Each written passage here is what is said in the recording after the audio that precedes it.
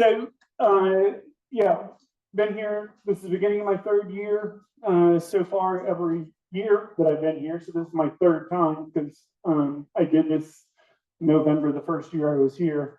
In November, I've been kind of doing a little bit of a state of the trust talk. And I'm a big fan of The Simpsons. I know that people's opinions on that vary. But we're going to gather around now for a history story, and I'll probably do this almost every time we do this, every November, because new people move on to the preserve, and it helps understand what the trust is and how it fits into this ecosystem of Balsam Mountain Preserve.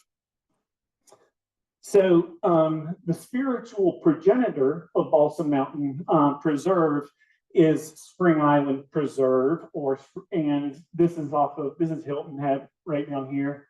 And so Chapin and Light, who were the original developers of Balsam Mountain Preserve, they started a community down here with a real emphasis on the community living together with the nature that surrounded it.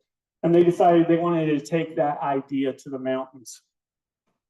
They had a trust there that has a nature center, helps manage all those lands. So now let's go to our great rhinoceros. This is us. We're the rhinoceros down here. This land was owned by Champion Paper Company, Champion International, before Chapin and Light bought it in, I believe, 1999. So they bought it in 1999. As far as we know, Champion had owned it for at least 100 years, if not more. So it had been owned, and with logging here and there. And if you want to nerd out on the mapping of when people logged what, I'm happy to do that with you. But you are here. This is an aerial map from the year 2000. So I think August of 2000.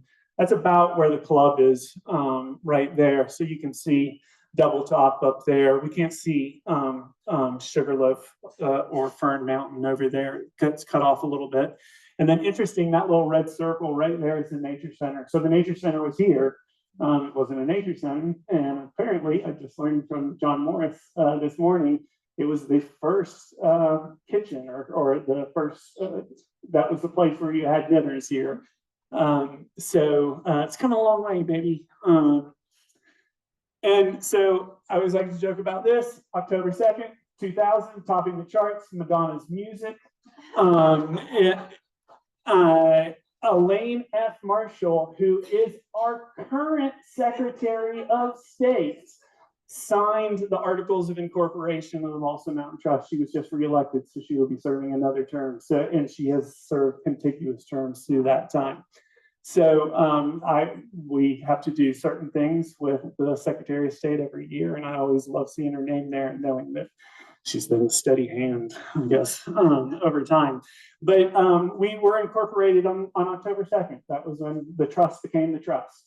So on October 2nd, 2025, we turned 25 years old. It's going to be our 25th anniversary. So next year's a big year for us. That's interesting.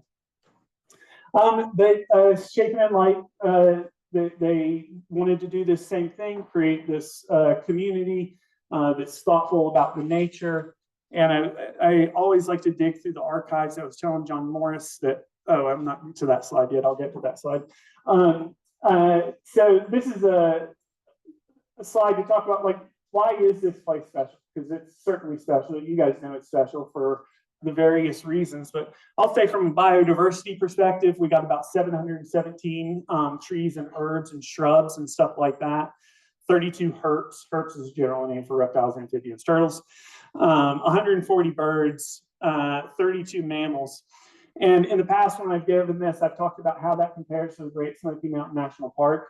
And almost all that categories, we have about half the number of the Great Smoky Mountain National Park. But if I showed you a map of how big we are versus the Great Smoky Mountain National Park, then we've got a lot going on here. We got a lot of good habitat here, and there's a reason why I think Chafin and Light were lucky to find this spot as a place to build this community. And I'm not the only one that thinks that Balsam Mountain Preserve is extra special. The North Carolina Natural Heritage Program in 1992 did a survey of the lands of Jackson County, and they identified areas that they considered to be of significant importance. And there's 3 of those on the preserve. This is right down by the entrance. It's called Willits Hornblende Slope. That's where you see all your beautiful trilliums in the springtime coming up like crazy. We'll talk more about that one in just a second. Licklog Creek, we all recognize that that's really beautiful, but it's also really biologically interesting. And then Cold Spring Gap, which is more up in the hills, which again, we can nerd out on why glacial refugia and stuff like that, and why it's really cool, because it's really cool. But this comes from that assessment, and this is for the Willits Hornblende Slope, the one that's down by the gatehouse. The species diversity is greatest for this site of any similar sized area in Jackson County, and perhaps will prove to be so for all terrestrial ecosystems in the Blue Ridge province. Yowza, that's a big statement to make. And it's right here, this down, you know, our slope here. We drive by it every day when you come in, and it's a special place. We should be proud, and we should feel some level of responsibility to make sure that we keep it special. And that was the idea that Chafin and Light had, right?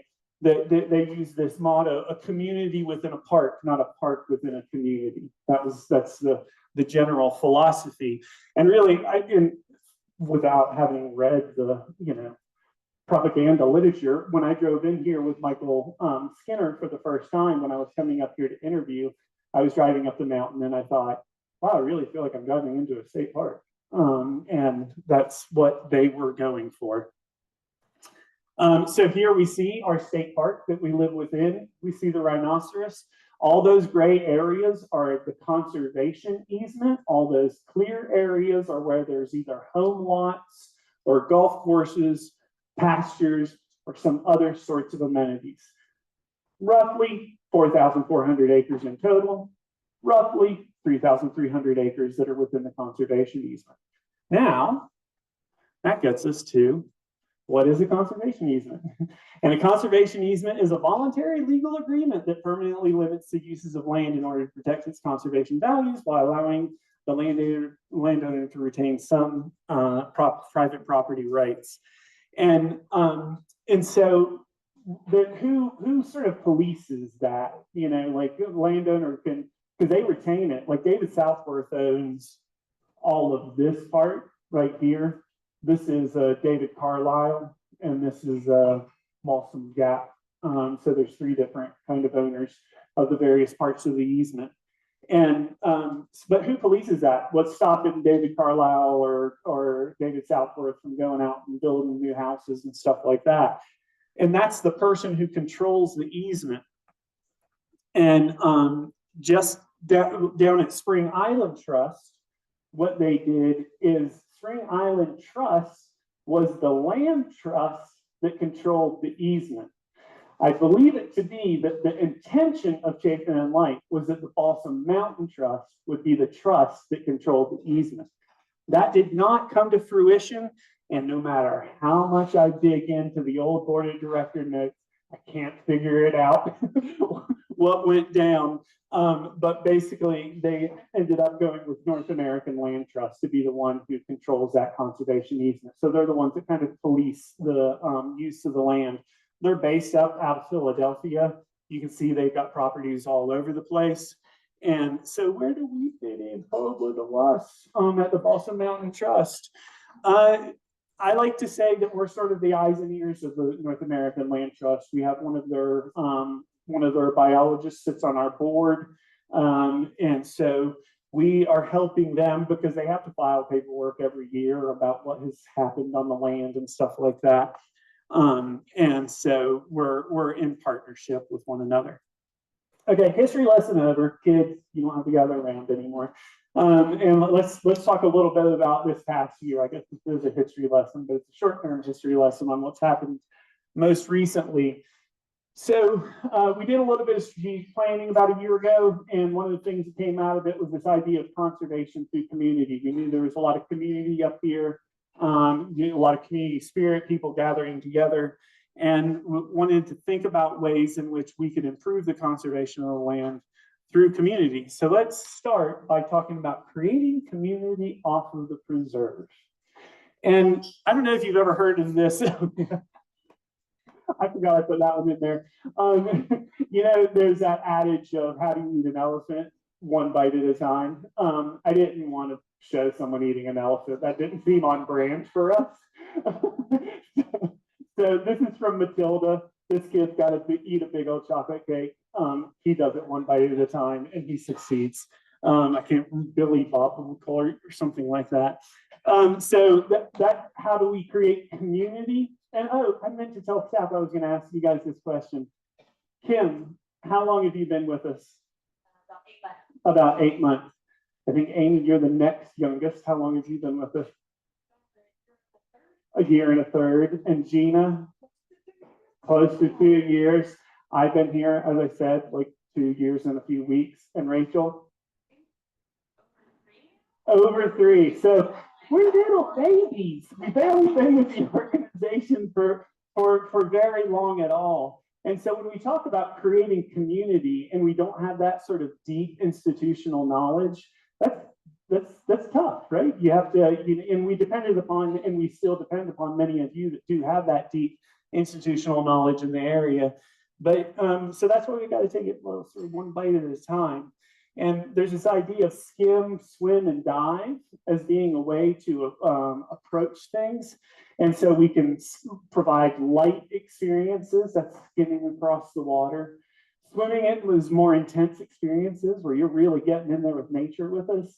And diving means like, oh, you're going whole hog and you've turned into a real nature nerd, And so we'd like to provide experiences at all of those levels, skimming and swimming and diving, to try to create some community. So this is Gina and Bella, one of our wonderful volunteers and who was our summer animal care intern at Greening Up the Mountain this year. Another thing that we did out in the community this year for the first time is these monthly hikes at Pinnacle Park.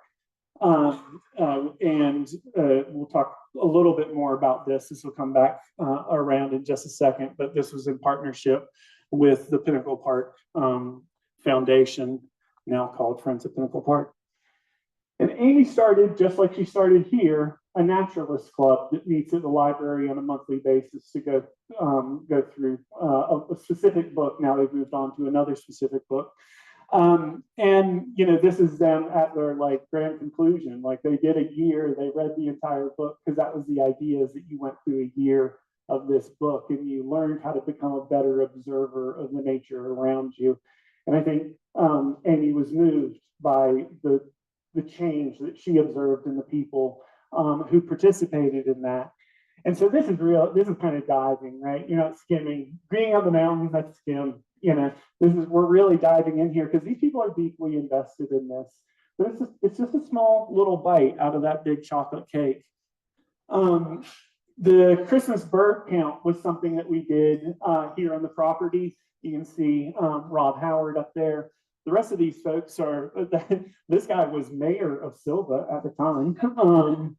But these are folks externally who we brought around to be part of the community, be part of us going out and counting birds on Christmas. And out of that came Sierra Orr. So this is one of our volunteers that we have right now. And so the connection I'm making here for you is that we did these small things, and Sierra kind of participated in Burgers of the Tuckasegee River and was her kids came to the hikes that we did at Pinnacle Park. And eventually that sort of brought her into our sphere of influence. And she ended up becoming a volunteer for us. Now, we can talk about how that works in reverse for us. Every year, Rachel puts these out. Animal husbandry fall volunteer positions are now open. So we try to recruit volunteers from the external world. And sometimes people just come to us serendipitously. They don't know. They just saw the advertisement and think, yeah, that's something I'd like to do. And that was the case for Jessica Metz. And Jessica Metz is a teacher at the new Kituah Academy Elementary. This is over in Cherokee County. It's a school that specializes in Cherokee language and preserving the traditions of Cherokee language. And so Jessica started volunteering with Gina on Saturdays. They got to know one another, and she learned, hey, you do this thing called an adopt-a-school program for fourth graders. Funny thing, I teach fourth graders. And so we didn't immediately get married. We decided to date first with them, and invited them to come to the Nature Center, and we did some field trip programs at the Nature Center with the schools. But we're getting married because new for 2025, they're going to be part of our adopt-a-school program. So we will be going there in addition to doing programs here at the Nature Center with them. So a good thing that just kind of serendipitously happened because we had a volunteer who made connections for us, right? That's how community is created. But we tend to really focus on our AmeriCorps members for how much they do for our external education, but sometimes us other slubs get out there. And Rachel in particular has a really great relationship with the Haywood Community College, where she got her degree and often does programs down there. I do lectures at the library. We did the spring trivia channel, the trivia trilogy. The reason why that Al's holding a lightsaber is because on May 4th, may the 4th be with you, we did Birds and Star Wars. And somebody showed up wearing like Jedi gear with a lightsaber. But, you know, in the description of this, I said, like, you know, we reflect on the past, we experiment in the present, and we aspire for the future. And this trivia thing has been an experiment. I love it. It's like right in my wheelhouse. But it was pretty poorly attended this year, and I'm not sure that we'll do it again. We might try different times. We did it on Saturdays. No, not this year. Sorry. It wasn't very successful, but that's experimentation, right? Sometimes you fail, you learn from that, and you decide what you're going to do next. And that's really the philosophy that we try to promote within the culture of our team here. So we can create community off of the preserve with these like very intimate kind of relationships with people through various sorts of more, I would say, one-on-one kind of interactions. But sometimes you create community via partnership. And so Gina this year organized our Bird Fest, which has been something that the Trust has traditionally done, but it had been a minute since we really did like a post-COVID one in all of its glory. We changed the location of it to be down at Monteith Park near Dillsboro. Ended up being a great site for activities, very well attended. But where the partnership stuff comes into play is that Gina did masterful work in bringing together a team of other organizations. So the Highlands Cashers Land Trust, Mainspring Conservation Trust, and a group called Wild Remembering. And they formed a committee and really generated this all together as a team. And so again, creating that community through collaboration. And then this is like, what other partnerships do we have? Because I hate myself and want to work more in some sort of way. But I sit on the board of directors of the Watershed Association of the Tuckasegee River and of Friends of Pinnacle Park. This is again a way for us to be part of the environmental community around here. And it has segued into some really interesting serendipitous things. One, we partner with Pinnacle Park Foundation on these hikes that we do in Pinnacle Park, and so they help us advertise it and stuff like that. And then I threw this Christmas bird count in here again because another member of the board is on the Pinnacle Park Foundation is Alan Farmer. Alan Farmer owns that land that's right across from the preserve where they used to farm tomatoes there, and the creek goes around and does a big turn there.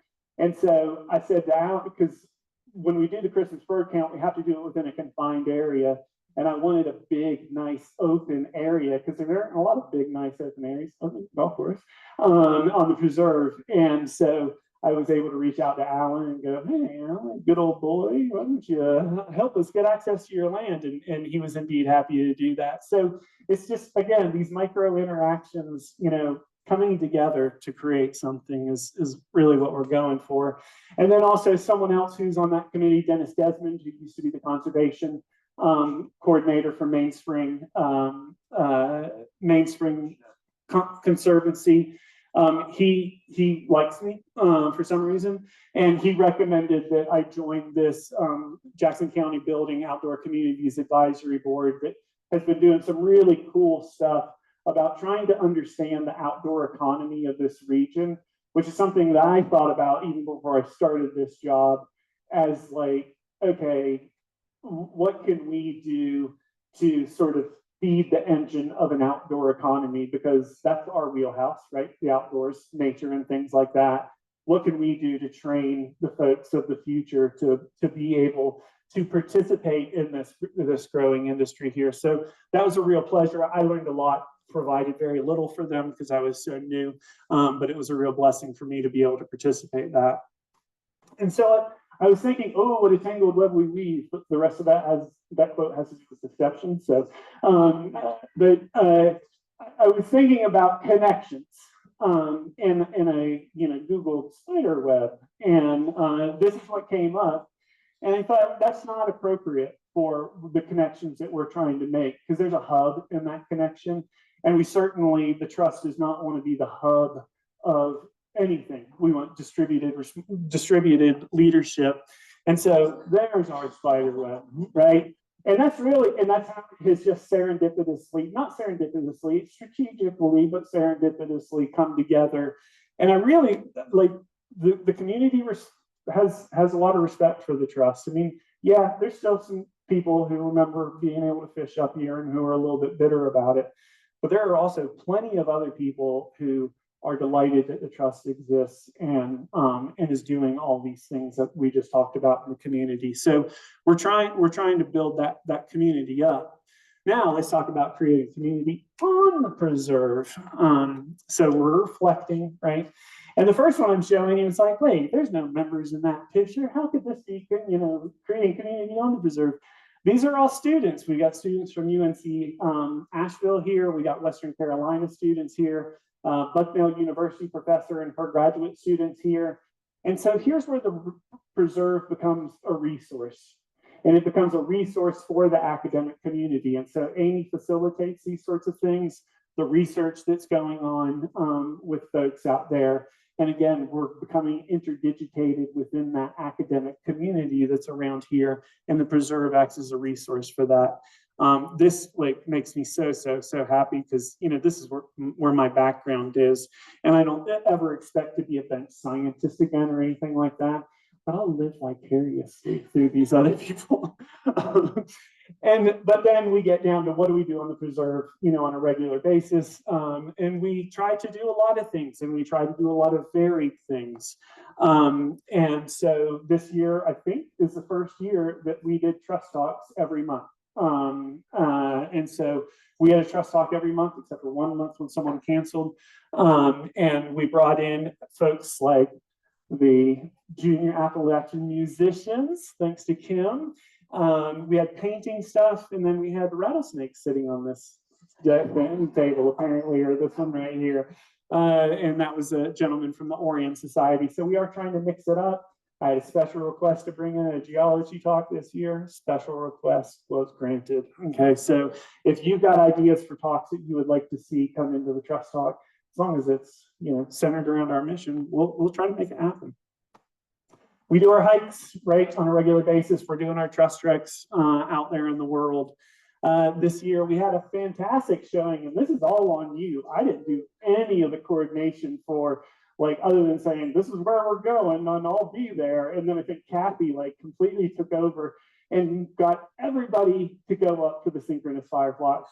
If you didn't coordinate it all, you were at least directing traffic when we were there. And so that was a great night. A lot of people there, and we were really treated to a special show. So we get to experience nature in a lot of different ways. Try to do this just happened yesterday. We try to do activities, arts and crafts oriented activities. Again, nature themed, right? That's in our mission. To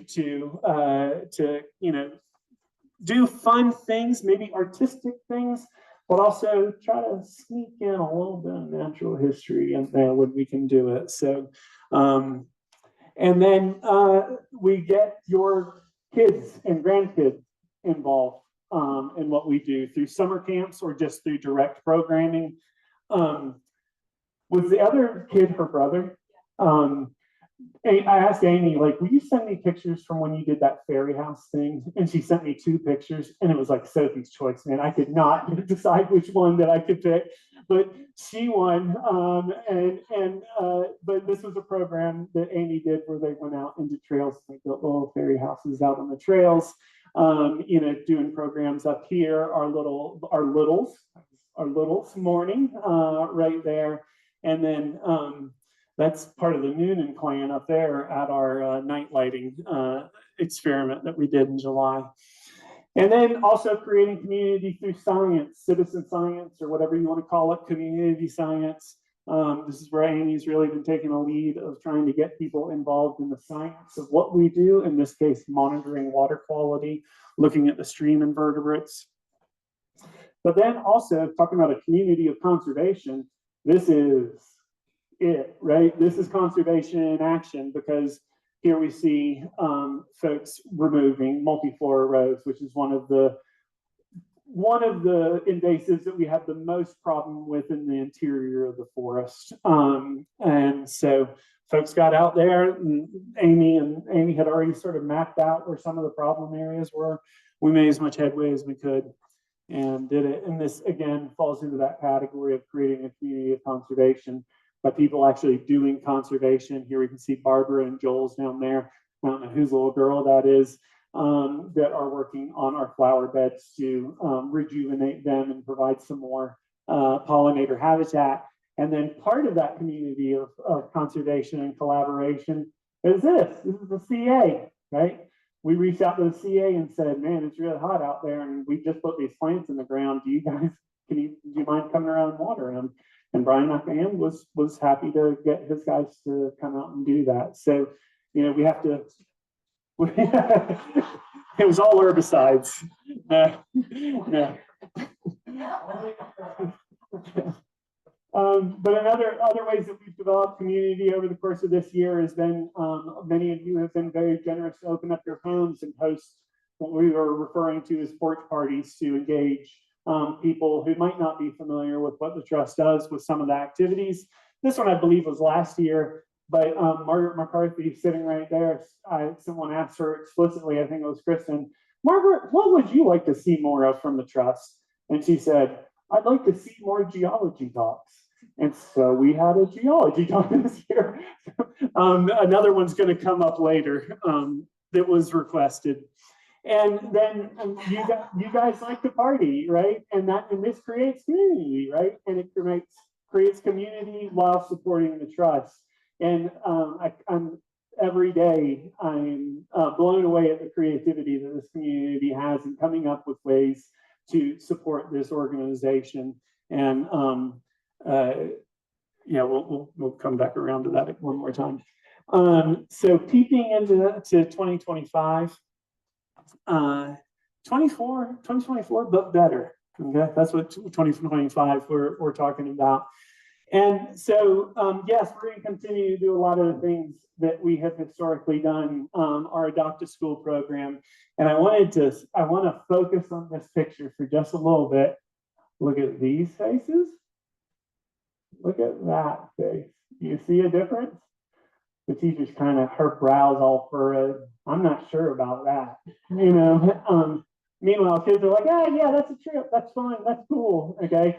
And so that is generally naturally within kids, right? To be what we call biophilic, that they're curious and interested. And that's what we aim to inspire. But sometimes, kids get raised by biophobic parents and are sort of taught from an early age to maybe not be quite so curious or maybe not have that exposure we refer to as nature deficit disorder, that not being exposed to nature. And so, Gina had at least one experience that she talked to me. I'm not sure it was this boy in particular, but it's demonstrative of it, in which she was doing a program in a library, and I think the mother came up to you first and said, like, hey, we're going to hang out in the back because my son's like totally deathly afraid of snakes. And so I just wanted to give you the heads up. So if we walk out early, I didn't want you to think it was insulting you. It's very generous of this person to have that conversation. And I think by the end of it, the kid was touching the snake. Yep. so that's part of what we're trying to do is inspire these critters, these young critters that are here, right, to be the best stewards of the natural world moving forward. Because I'm sort of spoiler alert for a letter that you'll soon be receiving about the potential end of the year donation, but we aren't an island. We are an island, right? We're that rhinoceros that's in the middle of all this kind of thing, but we're totally attached all around all those edges. And so, really working with this community to help them understand, to help them become, as much in tune with nature as they can is really, it benefits everybody in the long run. And I can't remember why I put this one in here. So new for 2025. I guess I already mentioned this. Maybe I just wanted to mention it again, that we're going to expand our Adopt a School program. Oh, and we're going to expand it to this. And this is where's Ken Turok? You all should, like, I'll give Ken a hard time for not being here. Ken and Sharon they're looking at polar bears. Okay, that's good. They're allowed to do that. Ken and Sharon introduced Joel and I to Heights, which is an organization that the Jackson Community Foundation has supported quite a bit over the year. It's a youth-centered nonprofit that equips underserved youth in Western North Carolina with restorative justice services, counseling, recreational therapy, mentoring, education, and workforce development programs. It does a lot of different things, but really, it serves the kids who kind of don't have another alternative.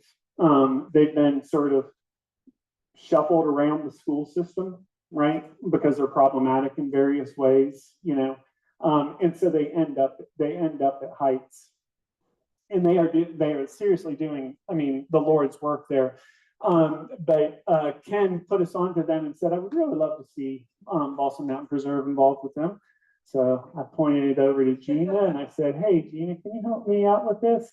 And so she touched base with them, and we're going to do some experimental programs with them, bringing them over for after school programs.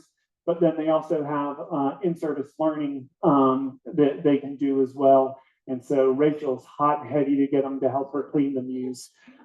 So a real good connection, again, coming from this community to help us build and interdigitate, create that mangly web. So here we've got, I showed you this earlier. This is the Bird Fest thing. What do we have coming up new in 2025? This thing called Create at Pinnacle. So this is another one of Gina's brainchildren here, focusing on the intersection of art and nature, inviting participants to engage with local artists and participate in temporary interactive installations. So more details to come out on that soon. I know we've got a lot of excellent, cool artists who live on this mountain. Gina's definitely going to be reaching out and tapping y'all to see if you're interested. But all of us at the Trust are fairly multi-dimensional. We're not just all science nerds, and Gina in particular has a passion for the intersection of art and science. And now that she's in her second year and kind of had that under her belt, we thought, okay, well, let's double down and see what we can do. So really looking forward to that. We're doing these hikes again at Pinnacle Park. And I don't know if I'm just going to put words into someone's mouth here. Somebody in here going, well, I wish you would do those hikes at Balsam Mountain. Well, we're doing it at Balsam Mountain too. Okay. So, and in fact, if you want the list of hikes, we have those up here. You can grab and see what hikes we're doing and when. In addition to that, I'm restarting the Trust Trek. And so you should be able to find information on all this on Balsam United Pappy. Just for Boston residents, or can we invite others? You can, if they're your guests, you can invite whoever you want. I mean, yeah. Uh-huh. Uh-huh. Yeah. So I was wondering if that's a good opportunity. It might be, but yeah, I think you should reach out to whoever's in charge of it. You know who's in charge of everyone, and see what they think and if that's going to work. And if not, you might be able to convince someone to give you an a la carte experience. And something Amy and I, on a rainy day the other day, they gave us the caboodles, you know, and we got to drive all around on the golf course. And the reason why Amy and I were driving all around on the golf course was because this year we're going to be working on it. Can't guarantee you when it's going to be done, but the Walker or Driver's Guide to the Natural History of the Golf Course. And so we were going around because you got a bunch of stellar views that are up there. You might be wondering what's on those ridges over there. There's a lot of rock exposures that have really interesting, neat stories. I found orchids growing in somewhere where you would never expect them to be growing. There's lots of cool stuff out there. I know people use the golf course not just for playing golf, but for walking as well. And so, and I will also be doing some hikes on the golf course and yes, I have approved that with the necessary people. We're going to do a winter trust talk, a winter trust talk trilogy, and it's really going to be focused on sort of what the trust is really doing the most of. And so in January, you're going to hear from Amy. And Amy's really our science and conservation guru. She's going to talk about the science that happened on the preserve over the past year, because I haven't even scratched the surface of it here, and the conservation projects, and maybe project a little bit out towards the future. In February, did you see this text message? Apparently.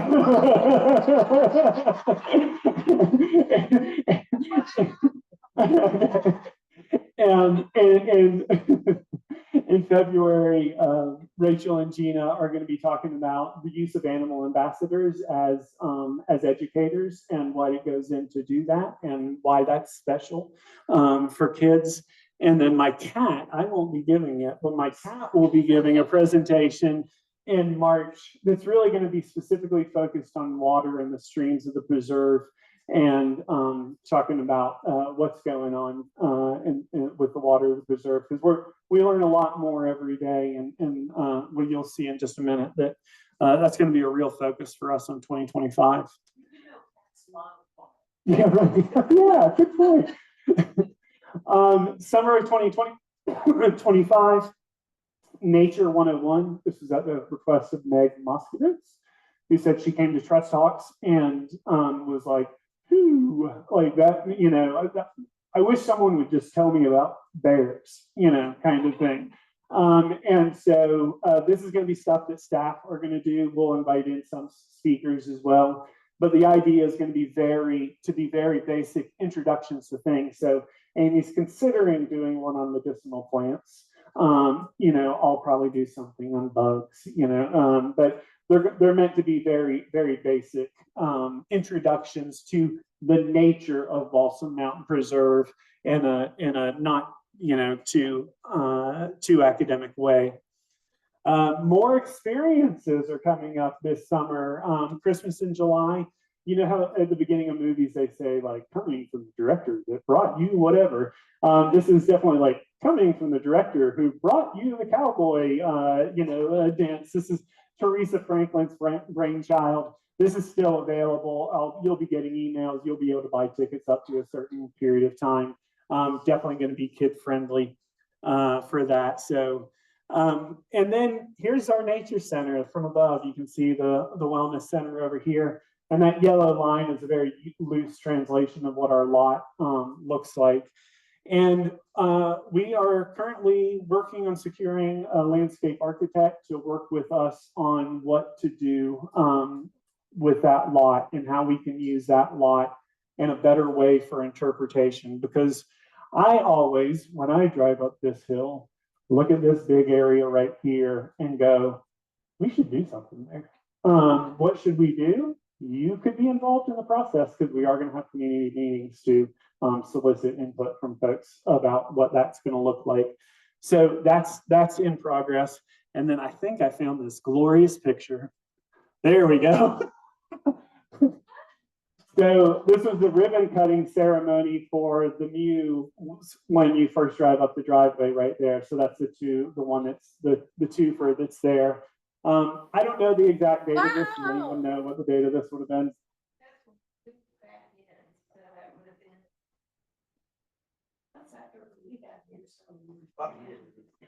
Let's put it this way. It's been a minute. Okay, it's really been a minute, and this was something that the Lemoynes were really passionate about last year, was trying to improve the conditions for some of our animals. We're choosing these Mews to be the first ones that we're going to do a refurbishment and overhaul on.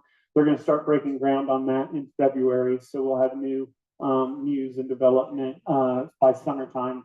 And the part of the but they're going to be better for the animals, right?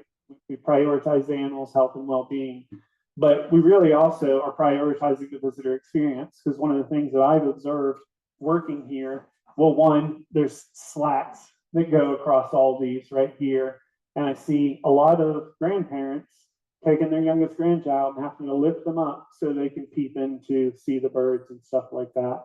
And that's not good customer relations as far as I'm concerned. So we're going to increase the visibility within there, improve the birds' lifestyle a little bit by raising the roof up in some areas. But you know, they've stood true for us for many years, but they're starting to get a little bit thin, as are our other enclosures, and we'll get to them eventually too. Can somebody tell us who all those people are? That's James.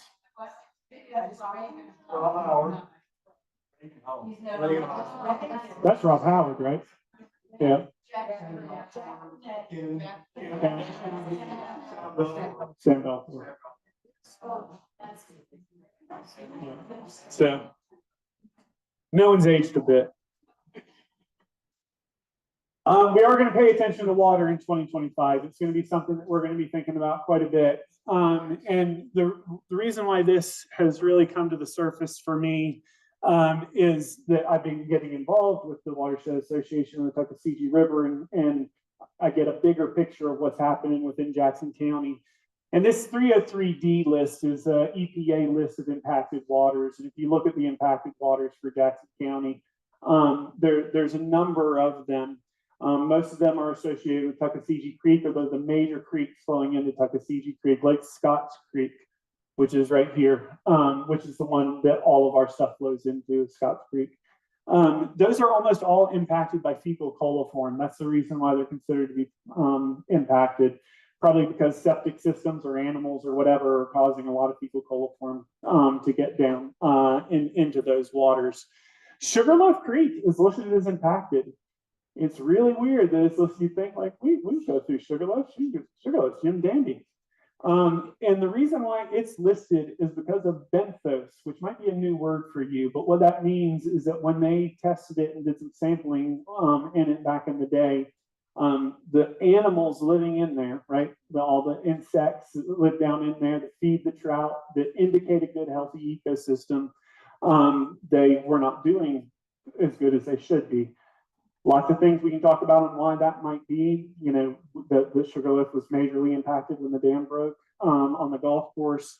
But to me, as executive director of Balsam Mountain Trust, to me, that's a black eye for me. Like we can change that. That's changeable. And we just need to figure out where the problems are, what we can do to solve them. There might not be any problems, right? We might go out and test all these things and the bedpost is just happy as a lark. But we can get this unlisted. They unlist things. So it's not going to happen in 2025 because it just takes a while for these sorts of things to happen. But we really want to start gathering the data on that just to better understand the water and see what we can do. But wait, there's more. But there's really not more because we don't have time for more.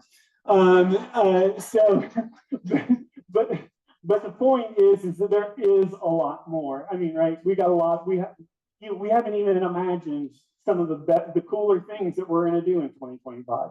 But we are going to be, doing all the things that we used to do, but better. And we're going to do some new additional things on top of that.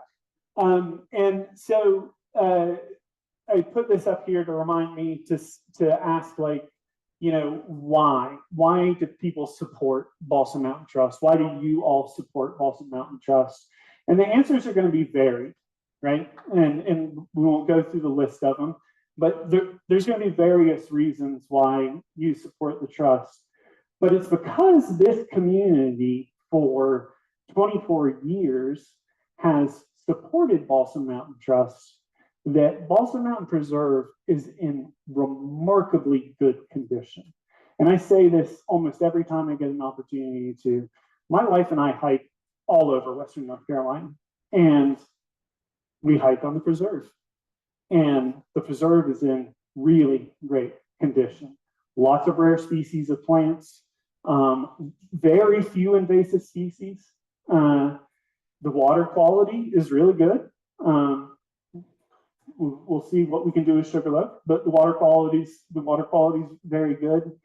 And so the community has a lot to be proud of. So no matter what the reason is why you give to Balsam Mountain Trust, it's really that 24 years has caused a difference, because you can go to many other communities that, private communities that might have, interdigitated forests and stuff like that. You're going to find a whole bunch of multiflora rows. You're going to find, the rare plants are all trampled on and all that stuff, or they've been taken away. And so you all, that's because of you. So you all have a lot to be proud of. And so no matter why you do it, I hope you will continue to support it, not, for me, but for the trust and for the land, because it won't just stay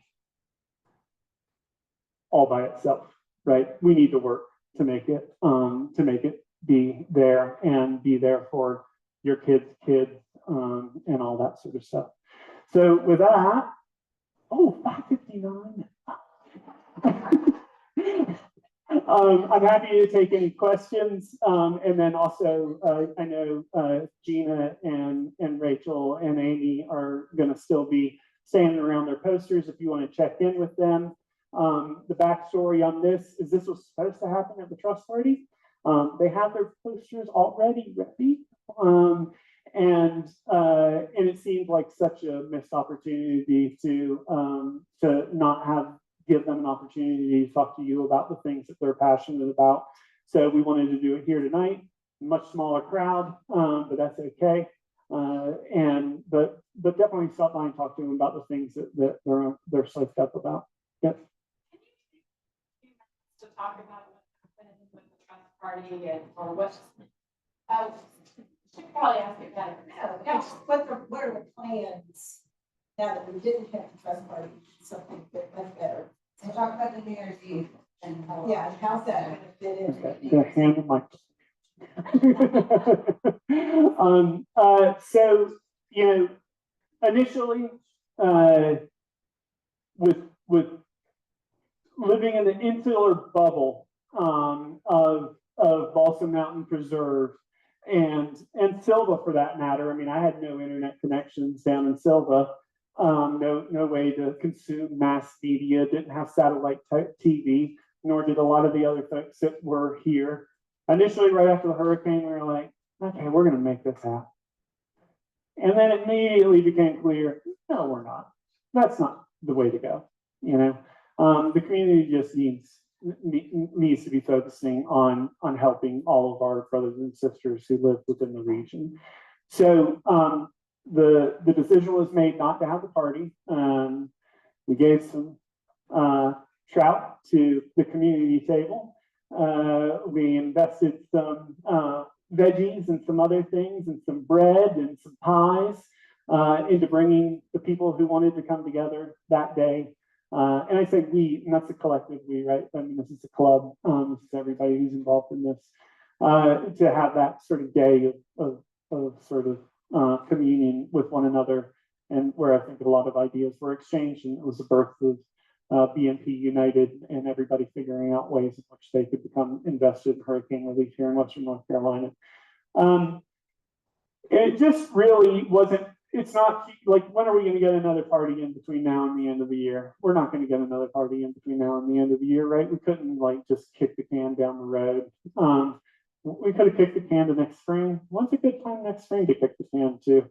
It just felt like that we shouldn't just kick the can, that we should try to figure out and experiment and do stuff differently.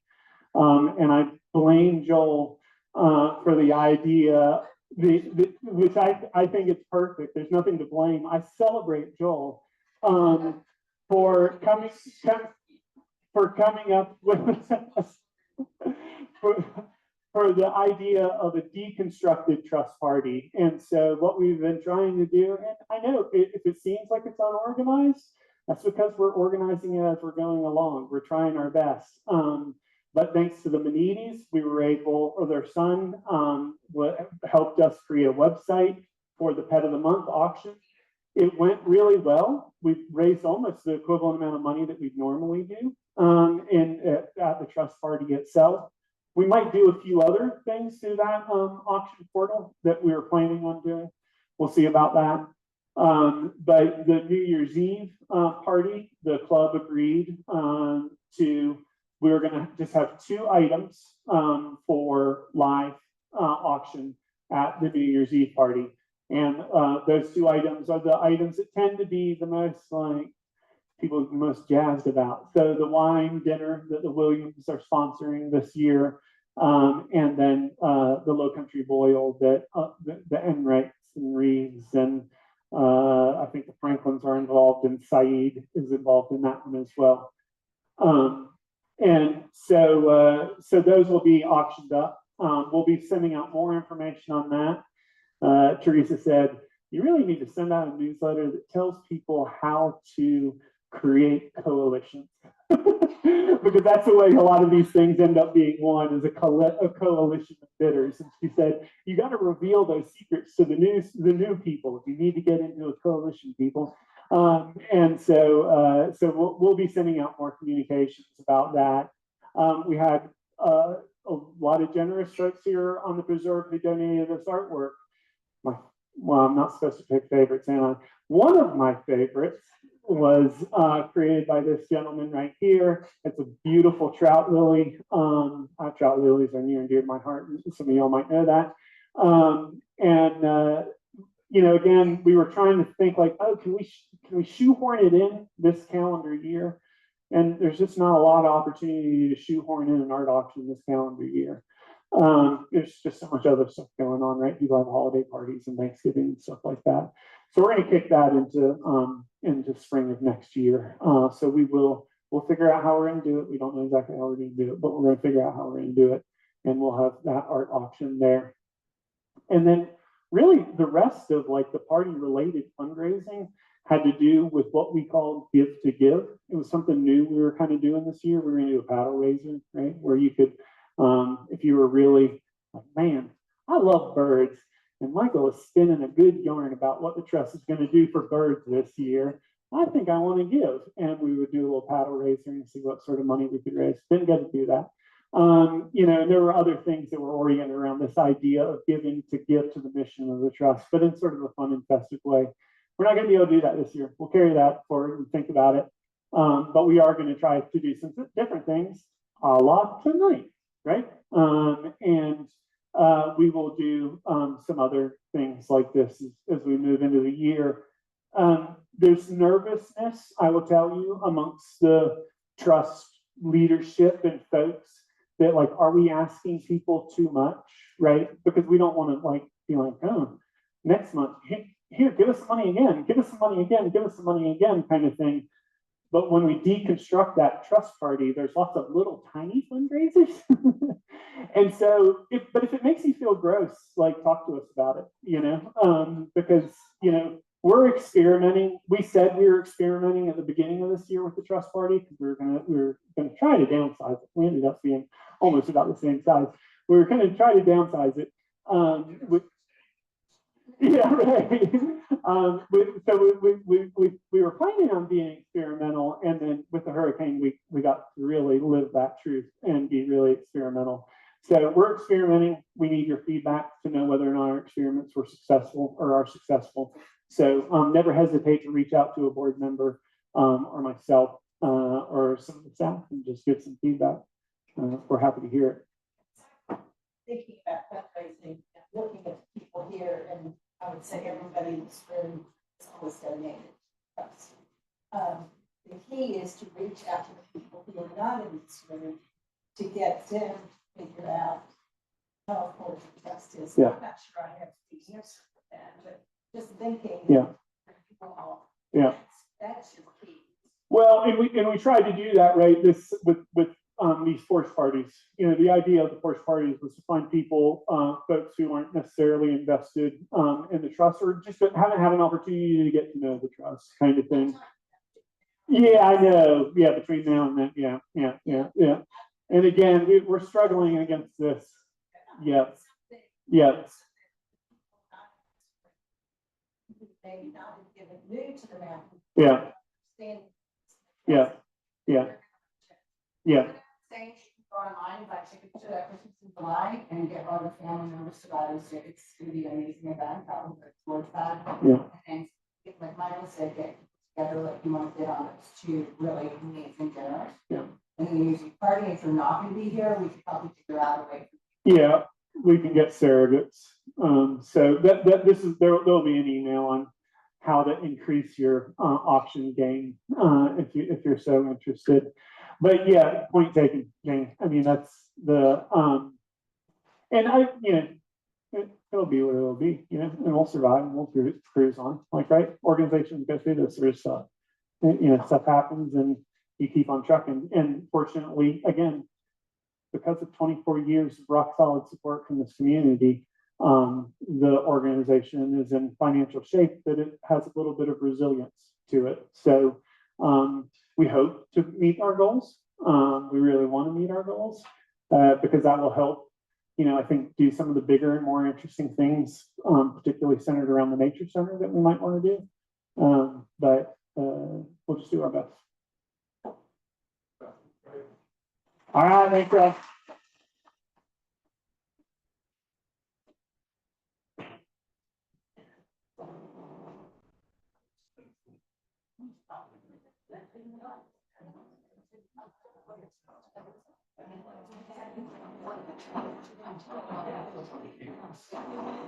Hey, Sabrina made it. I'll sign off. Thanks, Michael. It worked great. We can talk about it later, but yeah, good stuff. And the Zoom worked fine. All right, well, you're heading out. Bye. Take care, Sabrina.